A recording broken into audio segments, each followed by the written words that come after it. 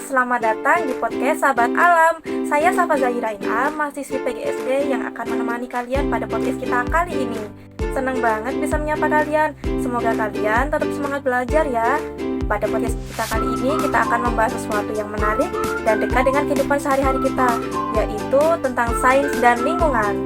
Teman-teman, sains dan lingkungan itu pembahasan yang luas, tapi tenang saja, kakak sudah memilihkan materi yang menarik untuk kita bahas pada podcast kita kali ini.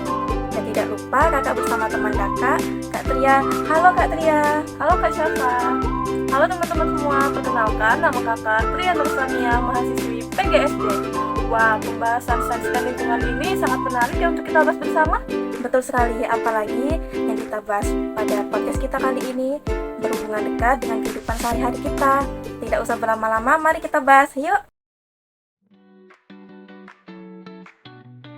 Kak Tria, banyak banget nih teman-teman yang bingung. Sains dan lingkungan itu belajar apa aja ya? Kok kedengaran serius banget? Sebenarnya enggak kok Kak Syafa, sains itu adalah alat dimana agar kita mengetahui cara alam itu bekerja. Misalnya, seperti tanaman yang ada di depan sekolahan kalian. Kok bisa ya tanaman itu tumbuh dengan subur? Atau kenapa ya kalau banyak sampah, udara yang kita hirup itu menjadi tidak sedap? Nah, dari ini semua merupakan sains dan lingkungan. Oh, jadi sains dan lingkungan itu nggak cuma membahas tentang tumbuhan dan pohon saja ya? Betul Kak Syafa, lingkungan itu segala sesuatu yang ada di sekitar kita. Ada makhluk hidup seperti manusia, hewan maupun tumbuhan. Ada contoh lain seperti air, udara, dan cahaya matahari. Nah, dari contoh-contoh tadi kita semua saling membutuhkan. Wah, menarik banget ya. Sains itu kayak detektif. Kita bisa menyelidiki hubungan antara pohon dan udara yang kita hirup. Persis, teman-teman coba bayangkan, pohon itu seperti pabrik oksigen gratis. Sains memberitahu kita kalau tanpa adanya pohon, udara akan terasa lebih sesak. Jadi lingkungan bukan cuma tempat tinggal ya, tapi sistem pendukung hidup kita. Tadi kan Kak Tria bilang ada benda hidup dan tak hidup. Bisa nggak nih kasih contoh sederhananya buat teman-teman di sekolah, biar mereka dapat mengamatinya secara langsung? Bisa dong Kak Syafa, coba kalian lihat taman sekolah. Ada tanah, benda tak hidup, dan ada cacing, benda hidup.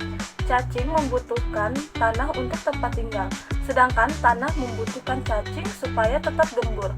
Hubungan timbal balik ini yang dipelajari dalam sains dan lingkungan.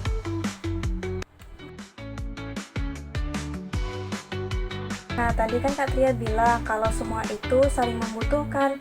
Bisa nggak nih kasih contoh kalau lingkungan yang kita tempati berubah jadi nggak sehat? Bisa dong Kak Syafa. Nah, ini penting. Bayangin ya teman-teman, jika kita memelihara ikan di akuarium, kalau airnya jarang diganti dan kotor, ikannya pasti akan lemas kan? Iya ya, kasihan banget. Sama seperti kita, kalau lingkungan kita berasap dan banyak sampah, tanaman akan sulit ditanami, hewan akan pergi, dan kita mudah terkena sakit.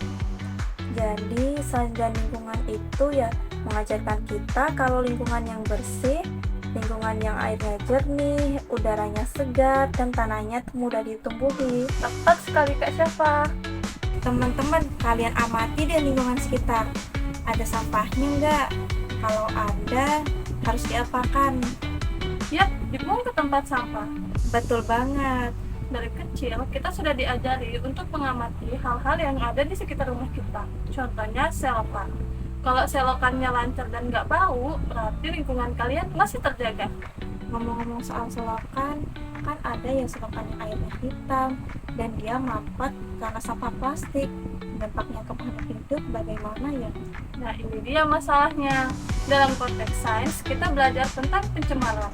Kalau airnya tercemar, tumbuhan yang di pinggir selokan bisa mati. Kalau tumbuhan mati, serangga atau burung kecil yang biasanya mencari makan di situ, semuanya akan hilang. Semuanya menjadi berantai. Oh, jika satu bagian hilang, maka bagian lainnya juga akan rusak ya. Kayak puzzle aja, jika satu gambar hilang, maka gambarnya tidak akan terbentuk. Betul. Maka dari itu ya teman-teman, dari kecil kita sudah diajak untuk mengenal ciri-ciri lingkungan yang sehat, seperti udara yang sejuk, air yang jernih, serta tanaman yang hijau. Jadi kalau lingkungan sehat, otomatis belajar kita juga semangat dan gak ngantuk. Karena udara yang kita hirup itu segar.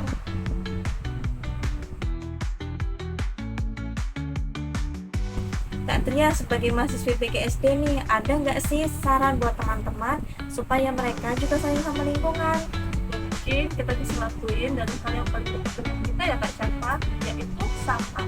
Dan asal membuangnya ya teman-teman, tapi cobalah belajar untuk memilahnya.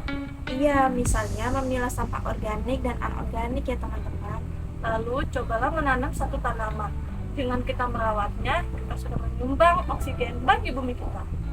Selain menanam tanaman dan memilah sampah, ada nggak nih contoh lain yang bisa teman-teman terapkan di sekolah?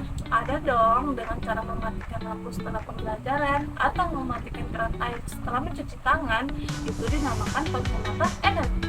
Energi itu asalnya dari alam, jadi kalau kita hemat, kita juga menjaga alam supaya nggak cepat habis. Wah, ternyata simpel banget ya kalau mau jadi pahlawan lingkungan. Tidak perlu pakai jubah, cukup tutup keran air dengan rapat aja.